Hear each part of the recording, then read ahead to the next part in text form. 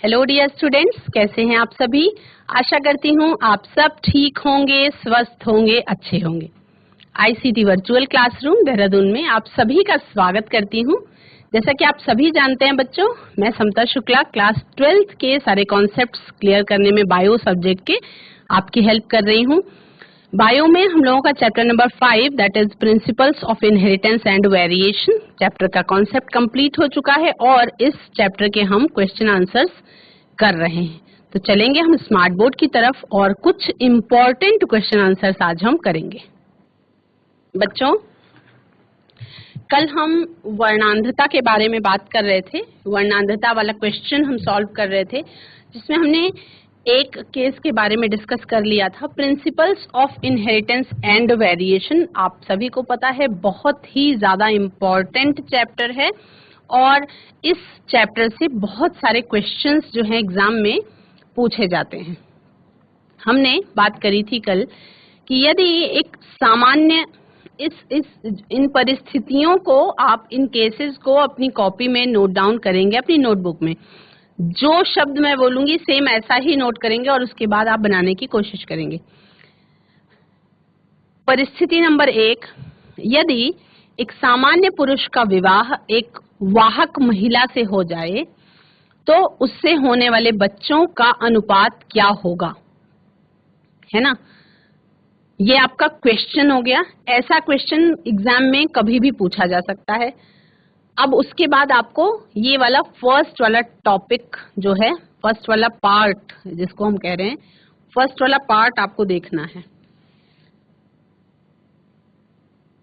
ठीक है, फर्स्ट वाले पार्ट में आप सभी देख रहे हैं, यहां से लेकर के फर्स्ट पार्ट कौन सा है, यहां से लेकर के और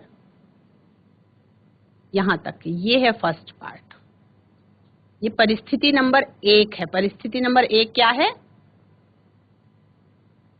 यदि एक सामान्य पुरुष का विवाह एक सामान्य महिला से हो जाए, ये सामान्य पुरुष है और ये जो है ये सामान्य महिला है, तो सामान्य पुरुष का विवाह वाहक महिला से हो जाए, यानी कि कैरियर वुमन से हो जाए यदि, तो क्या होगा? यदि सामान्य पुरुष का विवाह एक वाहक महिला से हो जाए तो गैमीटोजेनेसिस की प्रोसेस, यानी गैमीट्स फॉर्मेशन, हाँ, उनकी प्रक्रिया शुरू होती है, जिसको हम कहते हैं मेल्स में ये स्पर्मेटोजेनेसिस के नाम से जाना जाता है और हम फीमेल की बात करें तो इसमें oogenesis के नाम से जाना जाता है। स्पर्मेटोजेनेसिस के फलस्वरूप सामान्य जो पुरुष होगा उसमें स्पर्म्स का फॉर्मेशन होगा और वाहक महिला के शरीर में oogenesis की प्रक्रिया के तहत क्या होगा, ओवा का निर्माण होगा, जो जिसे हम सेकेंडरी oocyte के नाम से जानते हैं। ठीक है, एक्स और वाई स्पर्म्स का क्रोमोसोमल पार्ट है और ओवा का क्रोमोसोमल पार्ट एक्स है, और चूंकि वाहक महिला है इसलिए एक्स के ऊपर एक वर्णांधता का जीन्स भी मौजूद है। क्या मौजूद है? वर्णांधता का जीन्स भी मौजूद है। ठीक है, अब उसके बाद यदि एक सामान्य पुरुष और वाहक महिला का विवाह हो तो बच्चे कैसे होंगे, सवाल यही पूछा गया है। तो क्या होगा यहाँ, अगर यदि, हाँ, सिचुएशन, इसको आप जैसे मैंने आपको क्रॉस करके दिखाया, आप इसको अपनी कॉपी में क्रॉस अपना स्क्रीन से कॉपी कर लीजिए और पुनेट स्क्वायर आप खुद से बनाइए अपनी कॉपी में, है ना। 4 परिस्थितियों पे आज हमें डिस्कस करना है, कंप्लीट करना है, तो इसको आपको खुद जिसको कहते हैं हम कि प्रैक्टिस करनी है आपको आज। स्पर्म्स का क्रॉस अगर ओवा जो नॉर्मल वाला एक्स क्रोमोसोम है उससे हो जाए यदि, तो क्या होगा? एक्स यानी कि नॉर्मल वुमन, एक सामान्य बच्ची का जन्म होगा। यदि वाई का क्रॉस वाहक वाले एक्स क्रोमोसोम के साथ हो जाए तो क्या होगा? एक वर्णांध बेटे का जन्म होगा। यदि एक एक्स का मैच वाई के साथ हो, ठीक है, जो एक्स और वाई का मैच हो, तो क्या होगा? एक सामान्य बेटा होगा, है ना। वाई और एक्स के कॉम्बिनेशन के क्या होगा? एक सामान्य बेटा होगा। यहाँ पे हम देख रहे हैं फर्स्ट वाले पार्ट में ये है ना, Y और X का कॉम्बिनेशन तो सामान्य पुत्र होगा। यहाँ पे इस अगर Y के साथ इस वाहक वाले X क्रोमोसोम का मैचिंग हो जाए तो क्या होगा, वर्णांध बेटा होगा। ठीक है, एक सामान्य बेटी हो सकती है और एक वाहक बेटी हो सकती है। यदि स्पर्म का नॉर्मल वाला X वाहक X के साथ मैच करे तो क्या होगा, एक वर्णांध वाहक, वर्णांधता की वाहक बच्ची हो सकती है। ठीक है, तो इसको आप पुनेट स्क्वायर से कैसे बनाएंगे? पुनेट स्क्वायर में एक आपको चौखाना बनाना है, एक चौखाना बनाइए। एक चौखाना बनाने के बाद आप एक तरफ क्योंकि आप क्लास 12th में हैं तो आप लिखेंगे नहीं महिला या पुरुष, आप महिला का निशान बनाएंगे जो कि एक सर्कल के नीचे प्लस होता है। एक पुरुष की तरफ एक सर्कल के ऊपर एरो सा निशान बनाएंगे। जो सर्कल के ऊपर एरो सा निशान है उस पे स्पर्म्स का क्रोमोसोमल कंट्रीब्यूशन लिखेंगे, that is X and Y. जब हम फीमेल की बात करेंगे तो उसमें एक्स और एक्स के ऊपर वर्णांधता वाला फैक्टर लिख देंगे, पॉइंट लगा देंगे या हल्का सा डॉट लगा देंगे या कुछ, ये जानने के लिए कि हाँ ये वर्णांधता वाला कैरियर क्रोमोसोम है। ठीक है, अब उसको आपको पुनेट स्क्वायर में इसका जीनोटाइप पता करना है। हम कैसे जान पाएंगे कि ये बच्चा जो है वो कलर ब्लाइंड है या ये बच्ची जो है वो वाहक है? उसके लिए हमें क्या करना होगा, पुनेट स्क्वायर पे आपको जीनोटाइप क्लियर पता करना है। जीनोटाइप पता करने के लिए आप पुनेट स्क्वायर बनाएंगे। मैं कई बार पुनेट स्क्वायर आपको बना के बता चुकी हूँ, तो आज आपको मैंने क्रॉस मेथड से स्क्रीन पर दिखाया है और आपको अपनी कॉपी में पुनेट स्क्वायर स्थापित करना है। फटाफट से सभी बच्चे पुनेट स्क्वायर स्थापित करेंगे और उसके बाद देखेंगे कि कैसा कॉम्बिनेशन आ रहा है और उस कॉम्बिनेशन से किस तरीके से बच्चों का जन्म जो है वो हो रहा है। हम देख रहे हैं पहले केस में, पहली परिस्थिति में यदि एक सामान्य पुरुष का विवाह एक वाहक महिला के साथ हो जाए तो नॉर्मल बेटा होने की संभावना है 1/4 25%, वर्णांध बेटा होने की संभावना है 25% यानी 1/4, नॉर्मल वुमन यानी सामान्य बच्ची होने की संभावना है 25% यानी कि अगेन 1/4, और वाहक बच्ची होने की संभावना है 25% यानी कि फिर से 1/4 संभावना है। इसका पुनेट स्क्वायर स्थापित करने के लिए मैं आपको टाइम दूंगी बच्चों 1 मिनट का, क्योंकि 1 मिनट से ज्यादा नहीं लगता है। अगर आपको अच्छी तरह से पुनेट स्क्वायर बनाना आता है और जीनोटाइप पता करना आता है तो आप बहुत इजीली, आसानी से 1 मिनट के अंदर ही ये जीनोटाइप अपना क्लियर कर सकते हैं। पुनेट स्क्वायर बनाने के बाद और जीनोटाइप देखने के बाद आप उसको स्क्रीन से जीनोटाइप्स के साथ मैच करके देखेंगे कि क्या आपने पुनेट स्क्वायर जो बनाया है उसमें जो जीनोटाइप आपने निकाला क्या वो एकदम सही है। यदि एकदम सही आता है तो इसका मतलब है कि आपको पुनेट स्क्वायर बनाना आ गया है। तो सभी बच्चे पुनेट स्क्वायर बनाएंगे परिस्थिति नंबर 1 के लिए। यदि एक सामान्य पुरुष का विवाह एक वाहक महिला के साथ हो जाए जो वर्णांधता के क्रोमोसोम की वाहक हो, ऐसी परिस्थिति में पुनेट चौखाने के अनुसार जो जीन प्रारूप है वो कैसा होगा और उससे होने वाले बच्चे जो हैं उनका अनुपात क्या होगा। और पुनेट स्क्वायर आप बनाइए और उसके बाद स्क्रीन से आप उसको मैच करके देखिए कि आपने कितना सही बनाया है, कितना गलत बनाया है। चूंकि आपको ये सीख रहे हैं आप, तो अगर कोई गलत बनाता है बच्चा तो बिल्कुल भी परेशान होने की जरूरत नहीं है।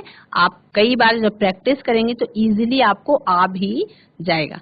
सेम ऐसा ही पुनेट स्क्वायर आपने जब मेंडल के एक्सपेरिमेंट्स हम पढ़ रहे थे इसी चैप्टर में, तो उसमें भी आपने मेंडल के एक्सपेरिमेंट में भी जीनोटाइप पता करने के लिए पुनेट स्क्वायर का यूज किया था। जो पुनेट स्क्वायर, बार बार मैं ये शब्द अपने मुंह से बोल रही हूँ आज, आप सभी को पता है। पुनेट स्क्वायर का डिस्कवरी कह सकते हैं या पहली बार इन्वेंशन इसका किसने किया था, पहली बार इसको इस्तेमाल किसने किया था, आप सभी को पता है कि मेंडल के एक्सपेरिमेंट्स में मैथमेटिक्स और स्टैटिक्स का यूज किया गया था, जो उस समय पे एक्सेप्टेबल नहीं था। बाद में समझ में आया कि ये बहुत अच्छा मेथड था और उसके बाद पुनेट स्क्वायर मेंडल ने नहीं स्थापित किया था। पुनेट स्क्वायर स्थापित किया था, पुनेट वैज्ञानिक का सरनेम था, रेजिनॉल्ड पुनेट नाम था उन वैज्ञानिक का जिन्होंने पुनेट स्क्वायर दिया इस संसार को, और उसके बाद से उन्हीं के नाम पर इस चौखाने को, जिससे जीनोटाइप हम पता करते हैं, उसे हम पुनेट स्क्वायर या पुनेट चौखाना या चेकर बोर्ड कहते हैं। लगभग 1 मिनट हो चुका है बच्चों। आई थिंक आप सभी ने जीनोटाइप क्लियर पता कर लिया होगा। पुनेट स्क्वायर का पहली परिस्थिति के लिए पुनेट स्क्वायर आपने क्लियर कर लिया होगा, और अब उससे आप मैच करेंगे कि क्या आपका जो ऊपर आ रहा है ये परिस्थिति नंबर 1, इसमें जो जीनोटाइप मैंने आपको बताया है, ये जीनोटाइप आपका मैच हो रहा है या नहीं मैच हो रहा है। अब हम बात करेंगे दूसरी परिस्थिति की। हमने पहली परिस्थिति की बात कर ली, अब हम दूसरी परिस्थिति की बात करेंगे। जो भी पॉसिबल परिस्थितियां हैं सारी की सारी वो आपके सामने आज आएंगी, क्योंकि इसमें आपको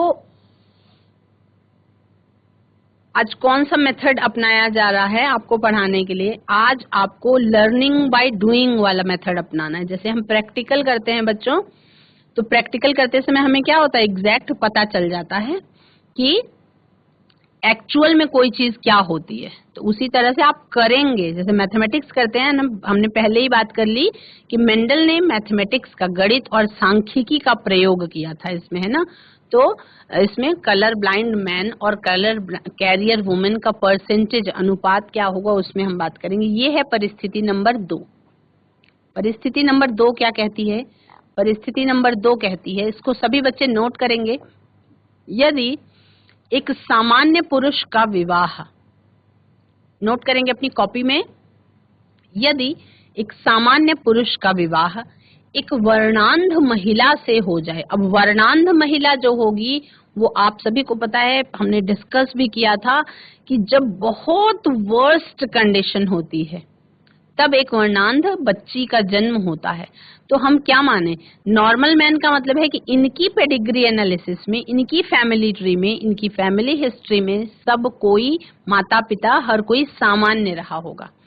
लेकिन अगर एक वर्णांध बच्ची जो महिला में बदलती है और उसका सामान्य पुरुष से विवाह हो जाता है, तो ये जो कलर ब्लाइंड वुमन है, कलर ब्लाइंड बच्ची है, वर्णांध बच्ची जो है, इसके होने के लिए इसके माता पिता की या उसके दादा दादी की, नाना नानी की, यानी कि फैमिली हिस्ट्री या पेडिग्री एनालिसिस से क्या पता चलेगा, हम पहले ही जानते हैं कि बहुत वर्स्ट सिचुएशन होती है यदि एक कलर ब्लाइंड, यानी कि कलर ब्लाइंड वुमन जो है, कलर ब्लाइंड बच्ची जो है, इसके पिता वर्णांध होंगे और इसकी माँ जो है वो कैरियर होंगी इस वर्णांधता के रोग की। ठीक है, ये केस पहले हम इसको अनुपात जानने से पहले यही जानेंगे, कलर ब्लाइंड वुमन जो है ये कैसे परिस्थिति में होती है, जब पिता जो है वो रोग से पीड़ित हो और माँ जो है वो उसी रोग की वाहक हो। इसमें फिर पहला स्टेप वही है आपका, सामान्य पुरुष में XY क्रोमोसोम्स का कॉम्बिनेशन, सामान्य महिला में XX क्रोमोसोम का कॉम्बिनेशन, जो दोनों ही वर्णांधता वाले क्रोमोसोम सहित है। ठीक है, स्पर्मेटोजेनेसिस की प्रक्रिया के दौरान पुरुष में स्पर्म्स का फॉर्मेशन होना और oogenesis की प्रक्रिया के दौरान, oogenesis की प्रक्रिया के बाद ओवा का निर्माण होना।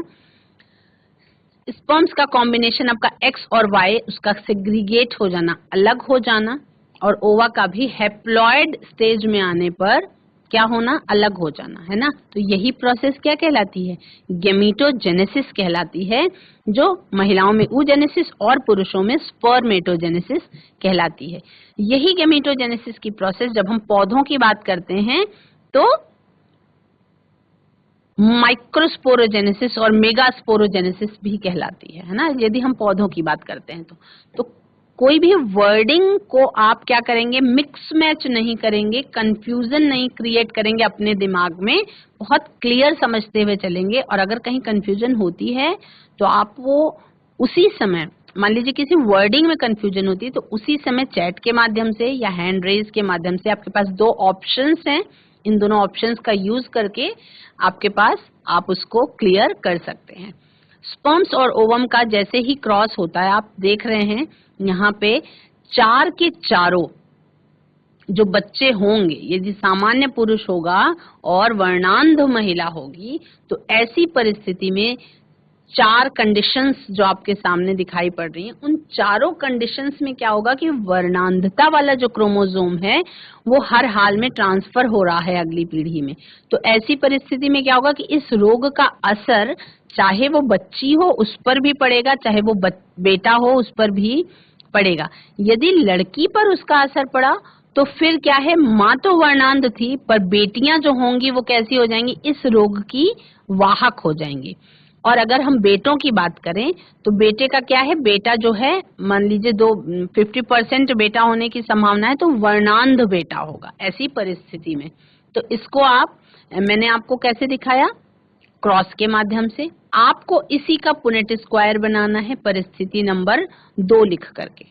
आप देखें यहाँ पे सामान्य एक्स वाले स्पर्म का यदि मैच हो एक्स वर्णांधता वाले क्रोमोसोम के साथ, तो एक्स कैरियर वुमन, दोबारा से इसी तरीके का मैच होने पर कैरियर वुमन यानी वाहक बच्ची, और 50% संभावना ऐसी है कि बेटे होंगे जो वर्णांध होंगे। ठीक है, तो ये आपका हो गया परिस्थिति नंबर 2।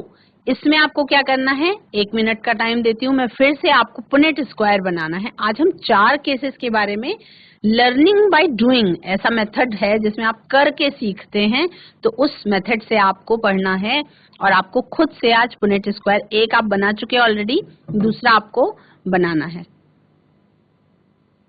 और कोई भी बच्चे जिनको मैं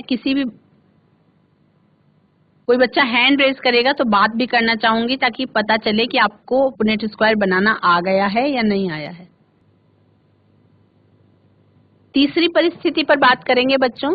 तीसरी परिस्थिति आपका सिचुएशन नंबर 3, यदि हम इसके बारे में बात करें तो क्या कंडीशन आएगी, इसको देखेंगे।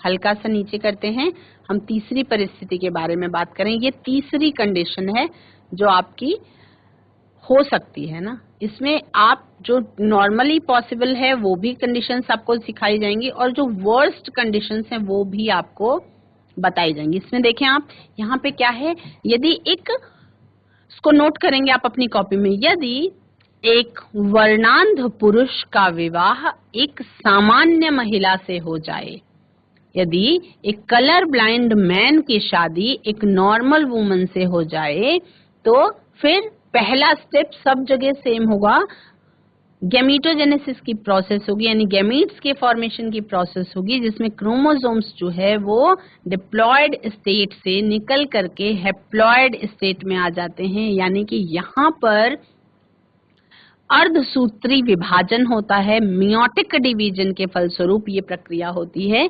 पुरुषों में इस प्रक्रिया को स्पर्मेटोजेनेसिस कहते हैं, जिससे स्पर्म्स का फॉर्मेशन होता है, और महिलाओं में इस प्रक्रिया को oogenesis कहते हैं, जिससे सेकेंडरी oocyte का निर्माण होता है और फर्टिलाइजेशन होने के कंडीशन में वो ओवा में कन्वर्ट हो जाता है। स्पर्म्स और ओवा का फिर से उसी तरह से क्रॉस आप देखेंगे। आपको फिर से परिस्थिति नंबर 3 जो मैंने बताई उसका आपको पुनेट स्क्वायर बनाना है। आप बनाएंगे और क्रॉस के रिजल्ट्स के साथ उसको चेक करेंगे, मैच करेंगे। नॉर्मल मैन किस तरीके से, देखिए, यदि एक वर्णांध पिता की शादी एक सामान्य महिला से हो जाए तो जो बेटे होंगे वो कैसे होंगे, सामान्य होंगे। जो बेटे होंगे वो सामान्य होंगे और जो बच्चियां होंगी, जो बेटियां होंगी, वो भी इस रोग से पीड़ित नहीं होंगी, लेकिन वो वाहक जरूर होंगी। इसका वाहक होने का मतलब क्या है कि वो खुद उस रोग को सफर नहीं करेंगी, लेकिन अब जब उनकी शादी किसी और से होगी तो वो अपने बच्चों में ये रोग ट्रांसफर ऑटोमेटिकली वो हो जाएगा, है ना। ऐसा कोई इंटेंशनली नहीं करता पर ऑटोमेटिकली ऐसा हो जाएगा। तो ये कंडीशन देखेंगे जहां पे स्पर्म्स और ओवा में, ओवा के दोनों XX क्रोमोसोम्स नॉर्मल हैं, स्पर्म्स में जो X क्रोमोसोम है वो वर्णांधता जीन्स युक्त है। अब इसका जब हम मैच करेंगे तो क्या देख रहे हैं, 2 कैरियर वुमन बन रही हैं और 2 सामान्य बेटे बन रहे हैं। तो इसका भी आप पुनेट स्क्वायर स्थापित करेंगे तीसरी कंडीशन का, उसके बाद फिर हम चौथी कंडीशन के बारे में भी बात करेंगे। इसका सभी बच्चे पुनेट स्क्वायर बनाएंगे।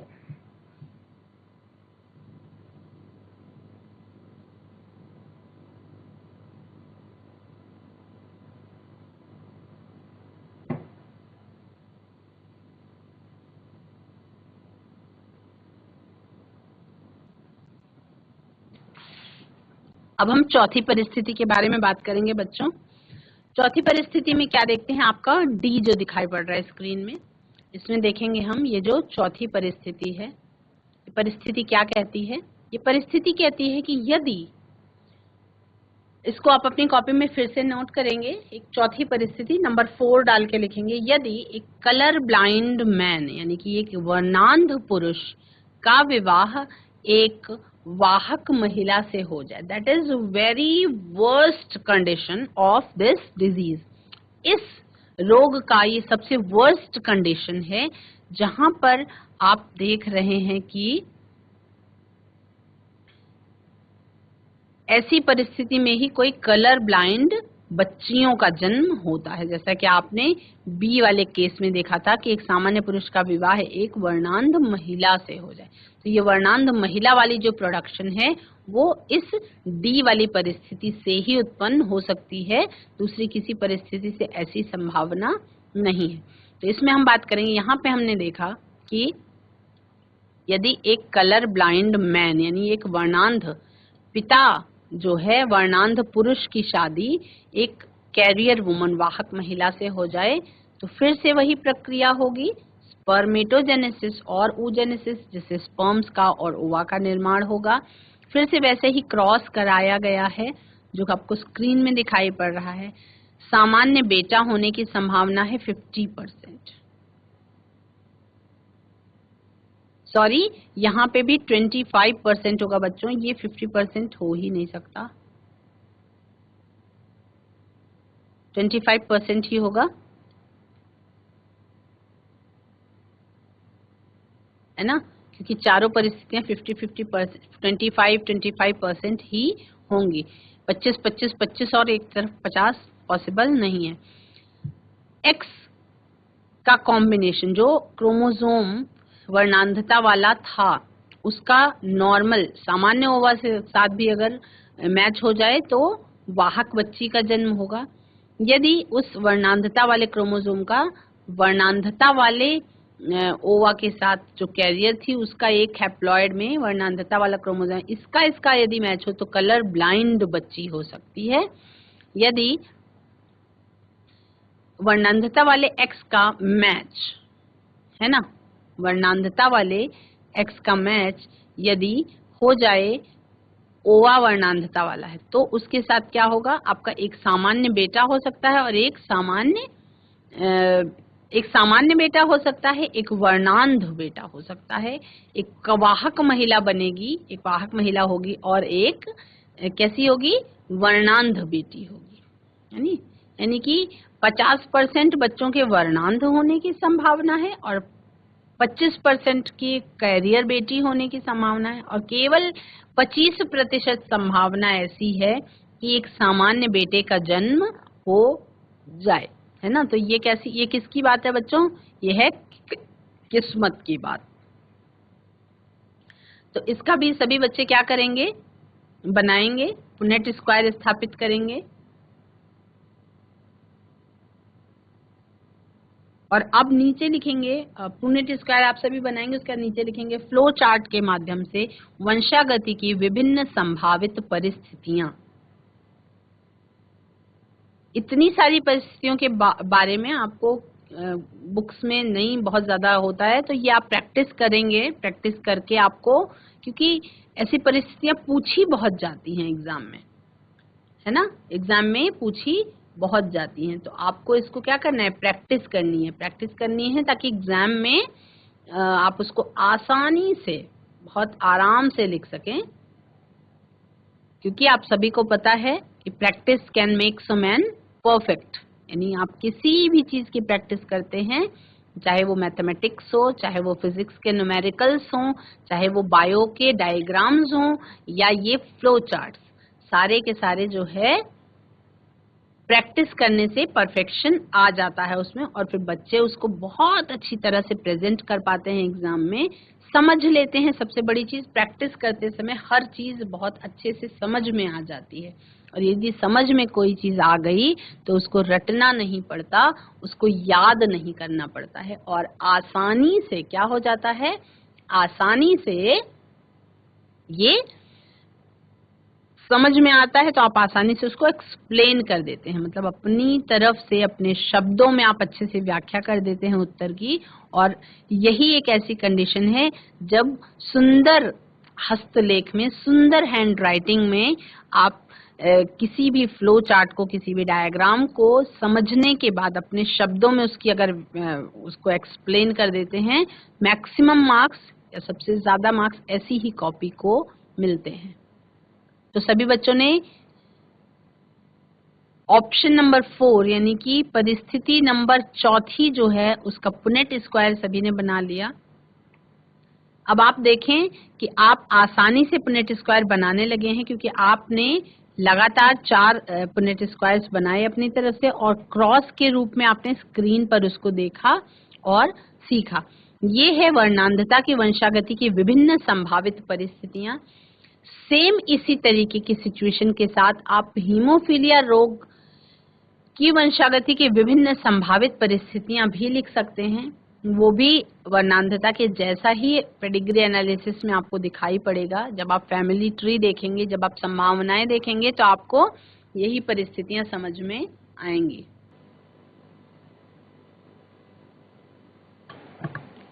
बच्चों, वर्णांधता की वंशागति की विभिन्न संभावित परिस्थितियों के बारे में आपने देखा। अभी हीमोफीलिया के बारे में आपका एज अ होमवर्क आप नोट कर सकते हैं।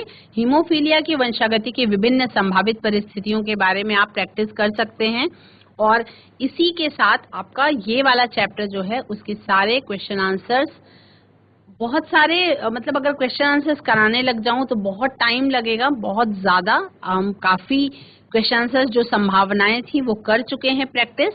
तो अब हम आगे बढ़ेंगे, और हमें क्या करना है, अब हमें इसका नेक्स्ट जो चैप्टर है वो समझना है। ये आप कुछ चीजें देख सकते हैं, क्या है, स्त्रियां तभी वर्णांध होती हैं जबकि स्वर्णांधता के जीन दोनों गुणसूत्रों पर स्थित होते हैं, क्योंकि वर्णांधता का जीन जो है वो अप्रभावी होता है। दूसरी परिस्थिति, केवल एक एक्स गुणसूत्र पर वर्णांधता का जीन स्थित होने पर स्त्री केवल वाहक का कार्य करती है। पुरुष में एक्स गुणसूत्र केवल एक ही होता है, दूसरा जो है वो वाय होता है, अतः उस पर वर्णांधता का जीन होने पर वो वर्णांध हो जाता है। और स्त्रियों में ये रोग लगभग 1-2% ही होता है।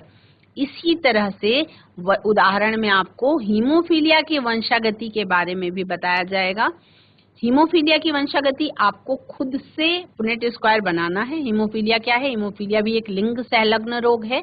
इसके लक्षण जो है वो 4 लिंग क्रोमोसोम में सहलग्न होते हैं, यानी 4th नंबर पे, और पीढ़ी दर पीढ़ी चलते रहते हैं। हीमोफीलिया रोग भी वर्णांधता की तरह ही प्रायः पुरुषों में होता है, परंतु स्त्रियों द्वारा पुत्रों में पीढ़ी दर पीढ़ी पहुंचाया जाता रहता है। मतलब हीमोफीलिया रोग के लिए माँ ही जिम्मेदार होती है ना। इस रोग के रोगी को चोट लगने पर क्या होता है, ब्लड क्लॉटिंग नहीं होती है, यानी कि निरंतर लगातार खून बहता रहता है, और ब्लड लॉस ज्यादा होने के कारण मृत्यु की संभावना भी होती है। अब ये जो हीमोफीलिया है ये आपका क्वीन एलिजाबेथ की फैमिली में पेडिग्री एनालिसिस में पाया गया है। तो ये बहुत, जैसे कहते हैं, एक हाई प्रोफाइल केस में हीमोफीलिया की पेडिग्री एनालिसिस देखी गई है। सभी बच्चे इसकी परिस्थितियों के बारे में प्रैक्टिस करेंगे अपने घर पर पुनेट स्क्वायर बना करके। बच्चों, आज की क्लास में आप सभी ने खुद से पुनेट स्क्वायर बना करके वर्णांधता की जो भी संभावित परिस्थितियां थी उनके बारे में बात करी। हमने हीमोफीलिया के बारे में भी बात करी, और हीमोफीलिया की संभावित परिस्थितियों के बारे में आप घर पे पुनेट स्क्वायर बना के प्रैक्टिस करेंगे। आज की क्लास में इतना ही। That's all for today. Have a nice day. Take care.